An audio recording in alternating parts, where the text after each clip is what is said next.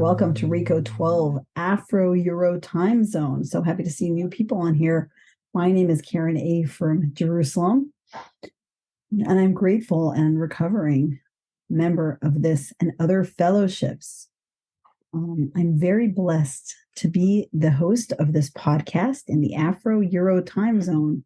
Our loyal servant, Justin B., started this in North America, and we hope to bring more recovery into undiluted solution across fellowships, across addictions, across afflictions in Europe, Asia, and wherever you are in the world, whether you're staying up late or waking up early here to join us.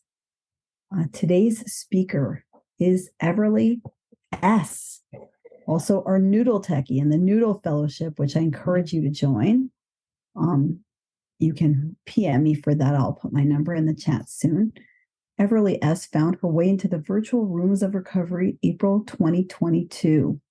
Her first experience was as an adult child of alcoholics and dysfunctional families, also known as ACOA, or in her case, ACOA and D. And she was seeking help for those around her who had done harm to her, pointing the finger at others. Little did she know, in trying to figure that one out, that she would soon start her own path to taking responsibility and connection with her own higher power, launched in a totally different direction. I know Evarleigh S. personally. She's amazing, a special friend to me, and she supports others. She works with other sponsees in these rooms. If you need help, reach out to her. She's active. She can either help you herself or connect you to the appropriate person. A fellow from Sweden contacted Evarleigh and spoke to her about the undiluted version of the big book, the undiluted solution.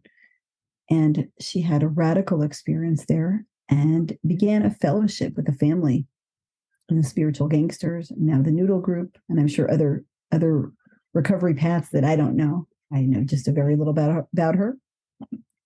Anyway, she began working with a sponsor, working the big book, and dealing with all kinds of things internally and externally. Today, she lives one day at a time, and I'll let her share about her own experience with you, because that'll be more powerful than anything I can say. Evarleigh is immensely appreciative to be part of Nikki M's Noodle with Nikki WhatsApp group. She's our official Noodle Techie, and she's a grateful member of this family. Evarleigh, we're going to introduce you in a sec. I'm just going to share about the Reco12 family. We have this meeting once every 2 weeks at 9 a.m. General Mountain Time, 11 a.m. Israel time, where I am. And we've got a lot of different resources. We've got a Noodle podcast weekly. We've got a big book roundtable discussion. And we will dive into the first 164 pages of the big book of Alcoholics Anonymous there. We connect with people who really try and know and live the big book. We're going to be adding other amazing projects in different time zones. On that note, Reco12 is self-supporting, and we appreciate your help in working our Step 12 in this matter. We accept one-time contributions through PayPal and Venmo. I put the information in the chat. I'll put it there again. And we offer a monthly subscription program called Reco Spearheads. If you want to help and support these cool projects, you can donate at www.reco12.com/support or click on the link in the chat of the live meeting or the show notes of the podcast. We look forward each meeting to growing deeper in our effectiveness and understanding. And I hope that you, along with me, will join my wish that may you find him now. Evarleigh S., take it away. Please share with us your experience, strength, and hope. Thank you, Karen. Can everyone hear me okay? Perfect. Okay, so like Karen shared in the beginning that I walked into ACA. I didn't even know that I was struggling with any sort of addiction whatsoever. I was walking in there to get help because other people, like I said, it was everyone else's problem. And, I was blaming everyone else. I couldn't see past my own nose. And I was in there and ready to, and while I was in that process, I was thinking, this isn't enough. there has to be more. Like, who would want to be living like this? This is miserable. No matter how much there has to be more. And that's where that fellow that happened to have met me, it was just, it must have been a divine intervention. I mean, how many of these, this is where the parts of my, faith started to come through, where the likelihood someone from Sweden across the planet, I live in New Jersey in the United States, what's the likelihood that I run into someone that connects me with this big book miracle, and I'm able to get connected with this other fellowship out of all the places, this one tiny little fellowship, and it was a Zoom fellowship in Texas, not even any of our locations where we lived. So what ended up occurring was I came into, and she said, just bear with it. It's going to be very different than what you're used to. And it's like, okay, I'll bear with it. I walked in, like digitally walked in, and there was a situation where there was music playing, and I thought everyone was off their rocker. I was like, what is the matter with all these people? This can't be recovery. They're having fun. Who has fun in recovery? This can't be possible. So, as I continued my journey through, I realized that recovery, I have a puppy. Brody, come on. As I continued my journey, that through the big book and through the rooms, come on, bud. Oh, over here. As I continued through the rooms, and someone gave me really great advice, was going, go to all the rooms possible. It doesn't matter what they say, because I really had no idea that I was spiritually sick. I had no clue that I was struggling like a dry drunk, nor that I was an alcoholic the way I drank. I may have not been drinking on a regular basis, but when I did drink, there was no one drink. It was one and then an entire bottle or two bottles, depending on what it is. So it was not just drinking, it was many more things. Pretty much anything I could turn into an addictive behavior, where there was food involved. There was all of that came to where I got to the point, my heaviest, I was terrified to get on a plane to go travel for work, that I wasn't going to fit in the seat.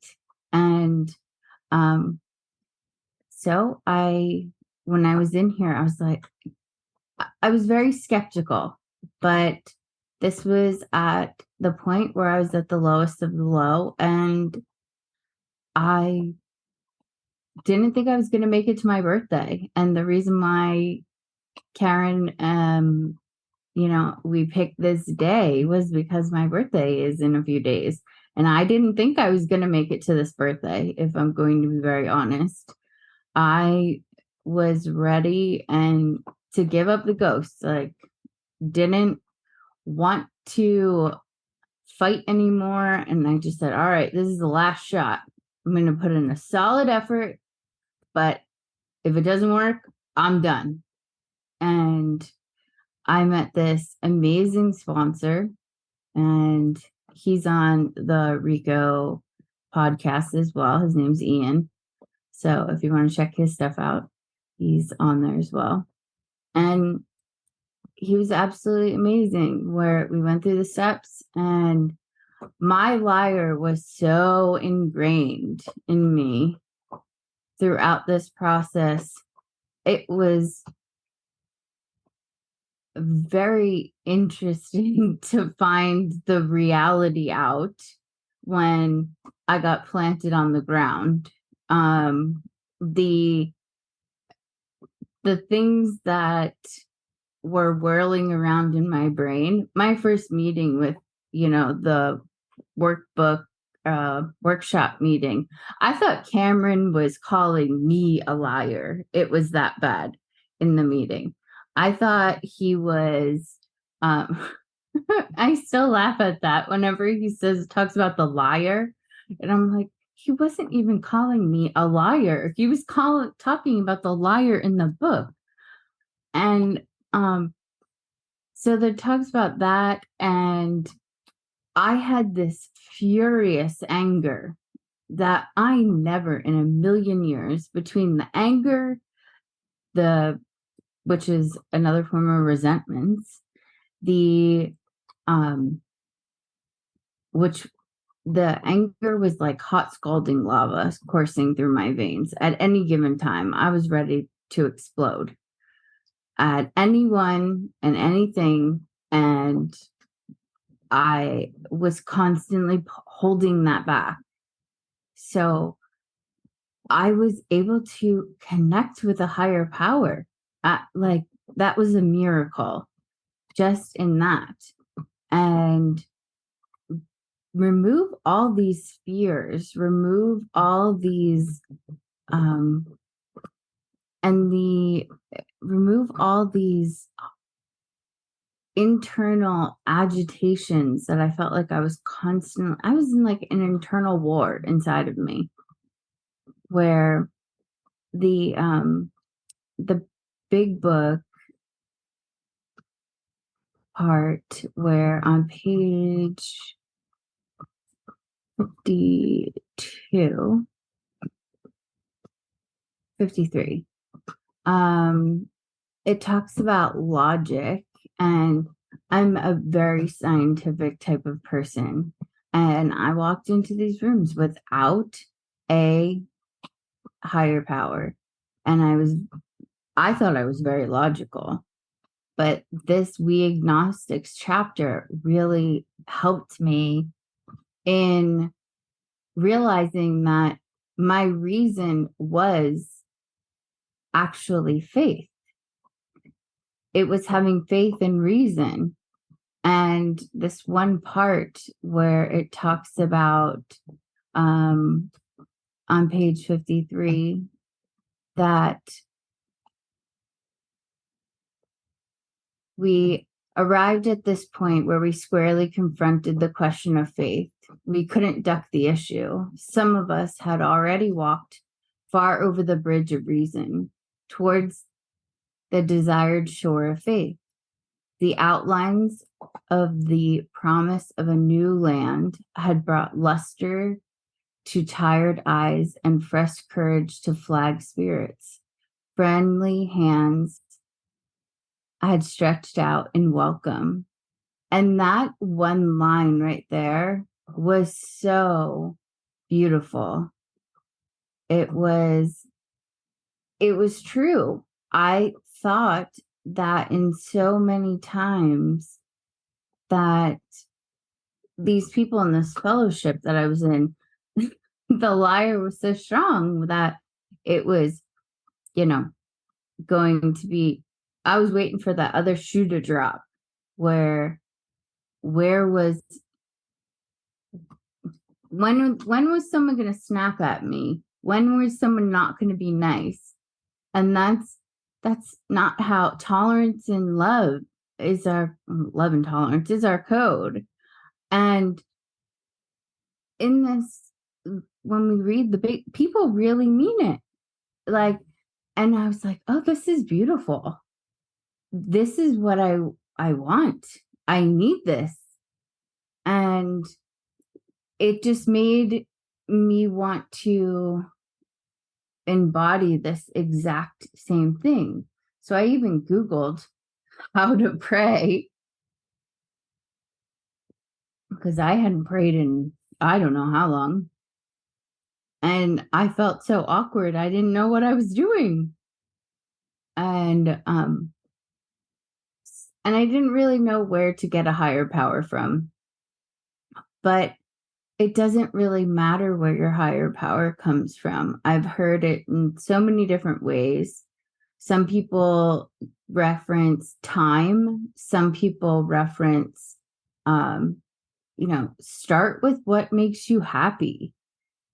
Mine was nature. Mine has always been nature, like outside and feeling that breeze.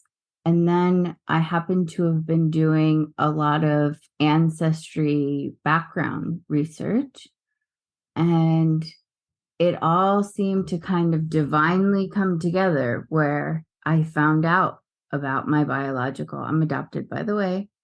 I found out about my biological family and more information and where I came from and my ancestry. And that aligned with my with with the nature part. And it was immense gratitude. So I could connect with a higher power there. I didn't have to choose in one that I was raised in. And when it's a higher power of your own design, that is the beautiful part of this program, where it doesn't have to be one that's already pre-designed for you. It doesn't have to be one that you have already carved out, from childhood. It doesn't even have to use that bed. It doesn't even have to be from an actual book. It can be of your own design. So, like I said, someone said, I remember it in a meeting, someone said time, or I remember another person said their higher power was a woman. And I thought that was so beautiful. So the big book really, I've had a lot of conversations about it, and I realized that this chapter is probably my favorite one, the We Agnostics. Because it talks about even the Wright brothers. It was thought that they could never fly. And it's how logic comes in, and we examine our senses and draw conclusions, but that's not always accurate. Our liar plays tricks on us in our head. And that's part of that Liarland, where we have our liar playing tricks on us. And I thought there were so many instances where I was right. And now I look back that I have a clear view of what's going on. And my situation, I know now, is not, I was not in the right at the time. And so it's very beautiful. And one of the other lines in this chapter says, when others showed us that God sufficiency worked with them, we began to feel like those who had insisted the Wright brothers would never fly. So it's just like talking about you doing that part that it's like proof in your own faith. Faith is and reason come hand in hand. You can't have one without the other. You draw evidence, you have conclusions, but if you don't scientific reason, there's still always faith involved. And that's part of the experience. So even if someone says that they, are struggling with this, and you're struggling with finding your higher power, just keep going through it. It's okay. It'll come. Just be patient. It'll open up. So I really do. We stop doubting the universe, the power of God. Our ideas did not work, but the God idea did. And that is always, I never thought in a million years that I would be loving, talking about God, talking about my higher power, using that, praying. And sometimes I have to pinch myself to make sure I'm like, this is so that I'm still laughing and like this is real, because it doesn't feel accurate. It doesn't feel like it's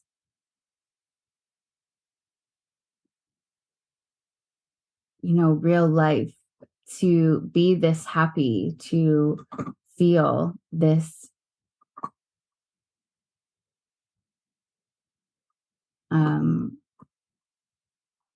enjoyed enjoying life, where it's almost surreal how far I've gone in 1 year. Well, it's a little over a year. It's a year and a half. Where I just wanted to give up. And I'm so glad that I didn't. And I've made amends with so many different people in my life. I'm talking to my biological mother now. And even my father, after 2.5 years of silence, we started communicating. So just, there's questions. Wow, it really sounds like you've had such a journey. Thank you so much for your share. I took a bunch of notes while you were speaking. There were certain things I wanted to have you dive deeper into. I'll start with the first few questions, and if anyone else jotted down questions, I'd love for you to write them in the Q&A, and we'll take them one by one. Okay. So, well, you just really gave me the chills with that last bit about the kind of the magic of this program. Like, it doesn't seem accurate. You said it doesn't seem accurate. It doesn't make sense that you'd be so happy after the life you were living. You mentioned food addiction. You mentioned a lot of family dysfunction. Can you talk about what it was like in addiction, what it was like before you did this workbook, and what the big change is? Like, maybe an example, or maybe an example around a family member. Get it like a little more specific, like what something was like and how it's different today. Okay, absolutely. So I literally I could barely leave my condo. I was addicted to work. It was so bad that my liar was so I had thoughts that my neighbors were, wondering what I was doing, or, I live in a condo, or why they didn't see me and I thought they were judging me. And then all these crazy, like, they're brainstorm tornadoes that just were whirling around that were nonsense. It was, I literally was not leaving my condo. The whole cluttering thing, it got so bad that there was just stuff everywhere because I couldn't leave my condo. I had things delivered. There was it. I'd have just panic attacks, like going downstairs. And if I was going outside, I was going out very late or very early. So I would miss as many people as possible. And I was working, like I said, around the clock, but it affected my work anyways. I ended up getting terminated. So for my job, and that was actually a blessing in disguise, because without that, I wouldn't have had the time to come and find this program at all. I was addicted to people where if I didn't hear from them, I thought they didn't love me, or I would have these meltdowns and think they were dying on the side of the road if I didn't know where they were. I thought that was my responsibility to keep them safe by knowing where they were at all the time, like at any moment in time, by them checking in with me. That's not my responsibility. That's not my job. I can't control if someone gets into a car accident across the country. What am I going to do? Send the state troopers across the country or whomever to go rescue them on some random road that I don't even know where they are? It was just the things that I would come up with were completely crazy. And I'd work myself up into such a tizzy and such a mess that my hair was falling out. It was breaking. I couldn't breathe. I couldn't function. I could barely get out of bed. When I got first into recovery, Nikki said this one thing, and I remember it being really helpful of, if you only do one thing in the day, it's make your bed. So that is what I did, was make my bed. And that was something I only did, but I made my bed. It could have been right before I got into bed, but I still made my bed, and I still do make my bed. It's just I could barely be in my own skin. So it wasn't just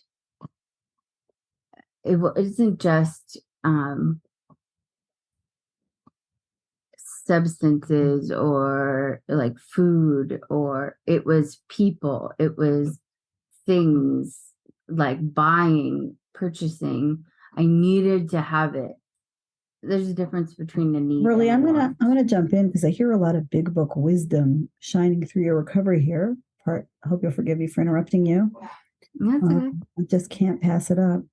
One of the things I hear is that you were really involved in what the big book calls your little plans and designs, right? What do they think about me? How do they feel about me?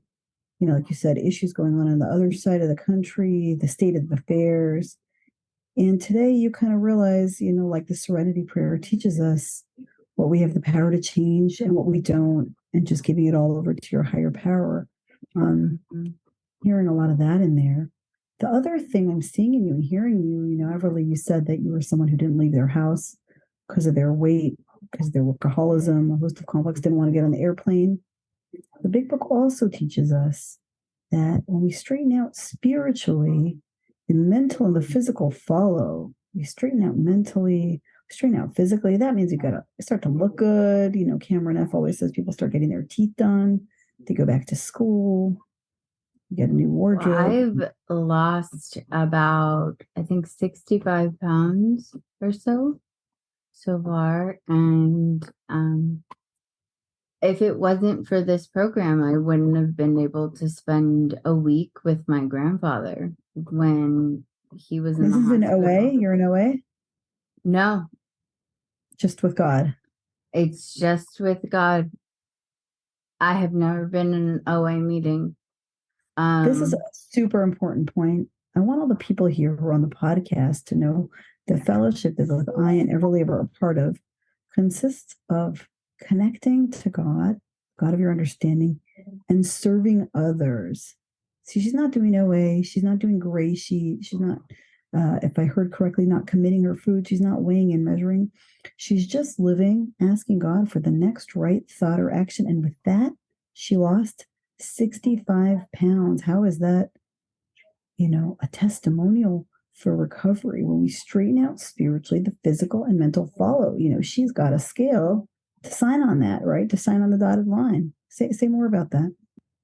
Well, that urge to binge, and that even the urge, all those urges, like the binge, to act out, to drink, to use in whatever form, those are just symptoms of the underlying malady that we go in. And in our fellowship that we have, we go in and we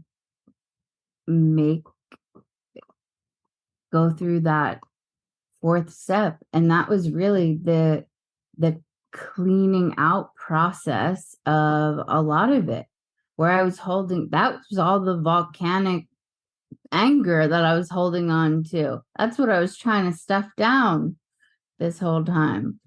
And I have the tools now to be able to handle those particular emotions. And I have a support system and service when I'm ever feeling out of whack, or I know I need to pick up the phone, or whenever someone calls me, I always pick up the phone. It doesn't matter if I feel like it. You do things whether you feel like it. I feel like I'm Nikki right now. You do it whether you feel like it or you don't.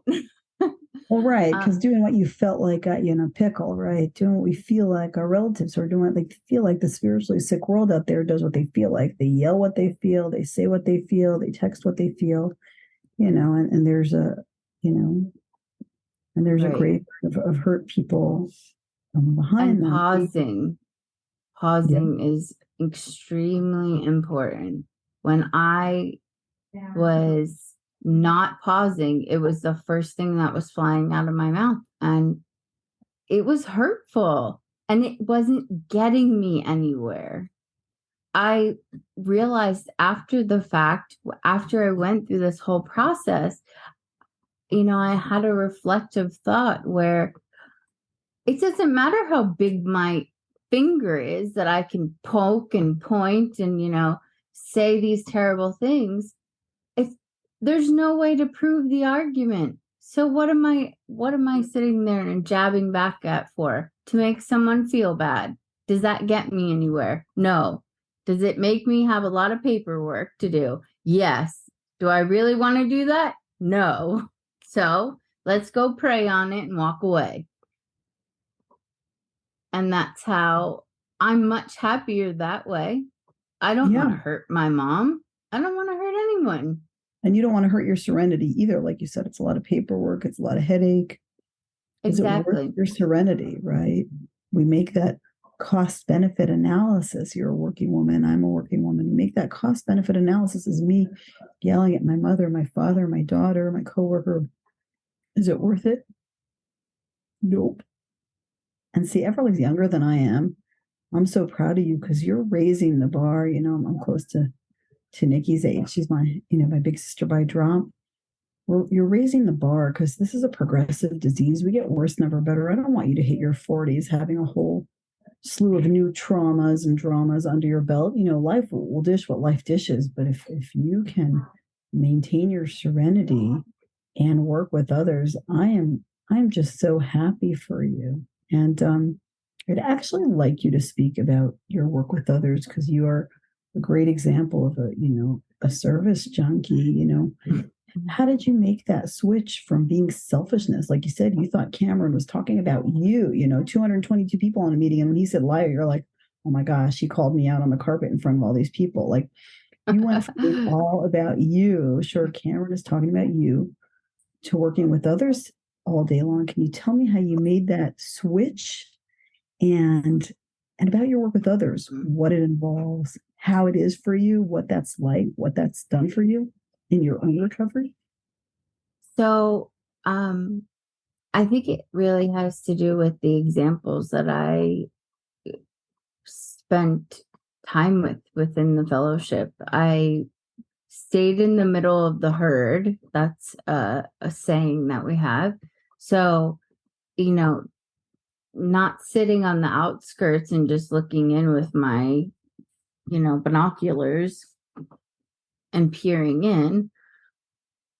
I got involved. I reached out to Kimia for service, but the way I saw that it was helpful was their fellows. And my sponsor, and I had a previous sponsor that I worked with, and nothing happened. It was a switch change up due to scheduling and stuff. So we still talk all the time. And if I didn't have her as an example in the beginning of showing how much, service really helps pull your butt out of the mud or take your dirty diaper off and put your big girl pants on, as Nikki would say, then I wouldn't have realized how valuable and also how much I liked doing it.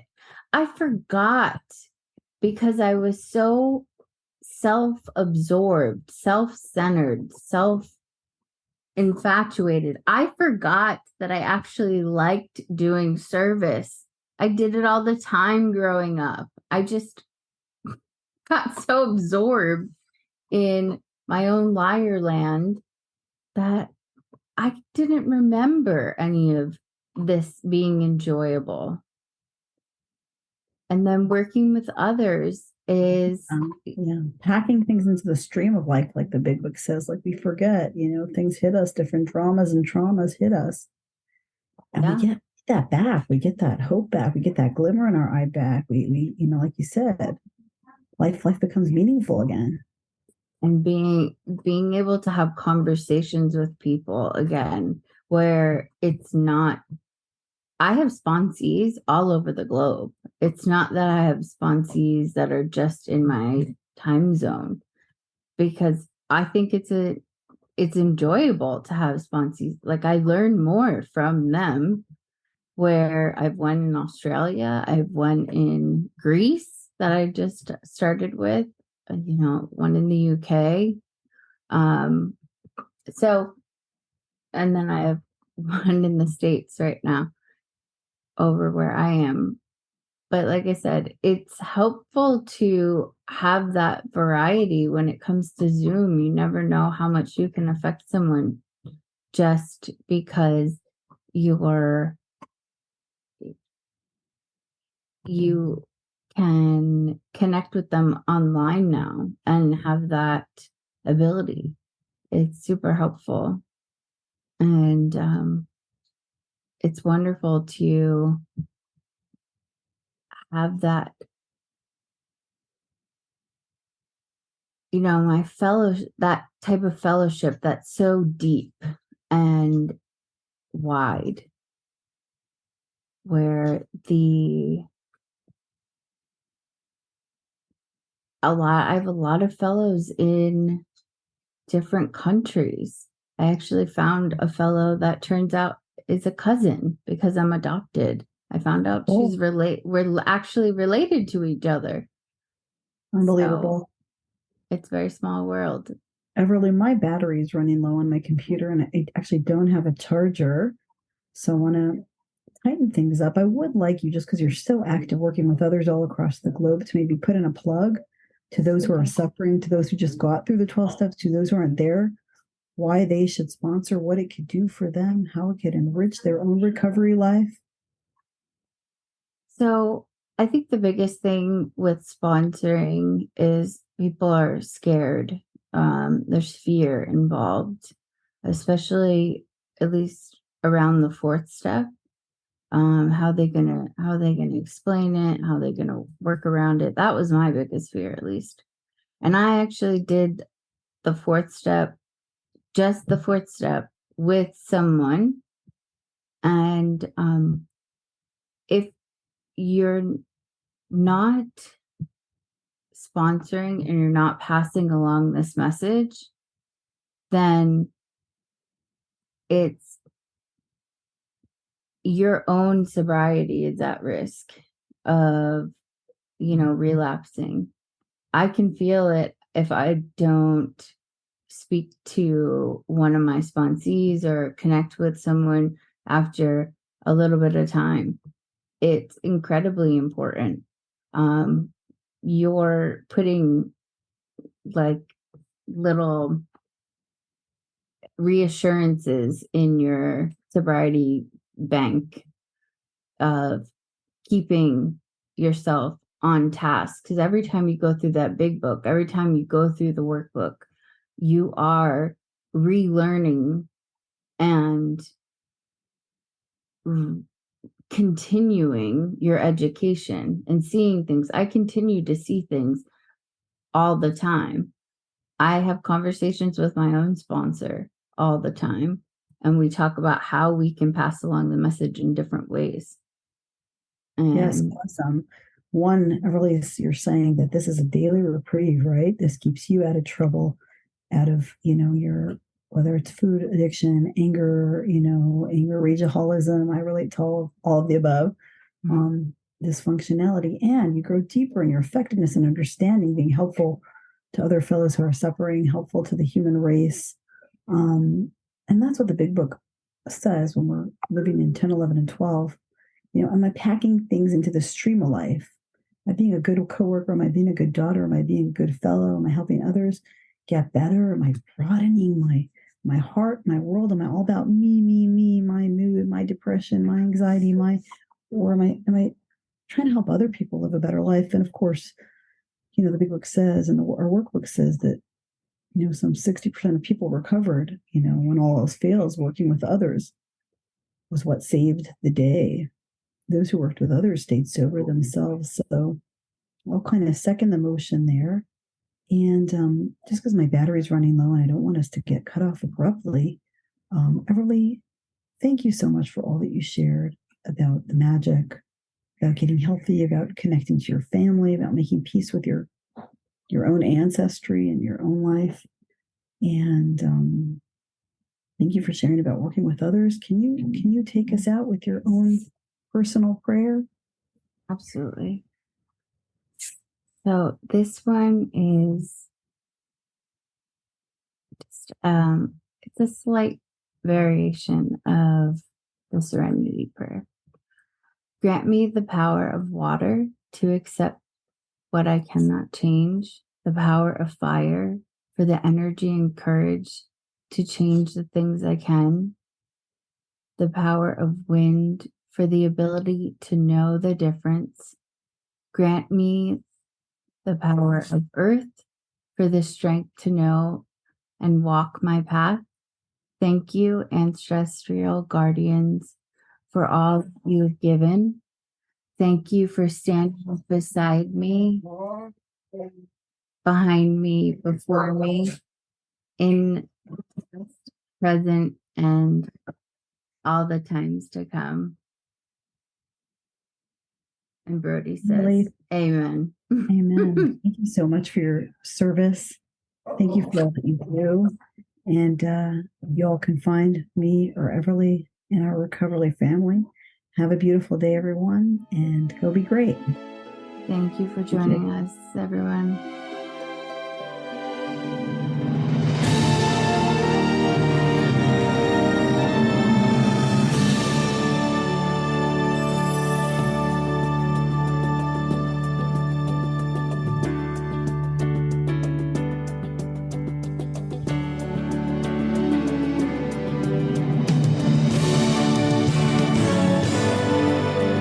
Standing still a moment, carving out this time, reflecting on the landscape of this life of mine.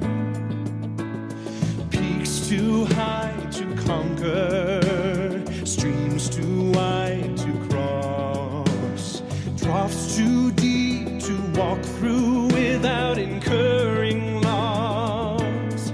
Yet here I am, still standing tall, despite the rough terrain. One like me survived the storms and walked through wind and rain. Still standing, I will fight the good fight, still searching for a glimpse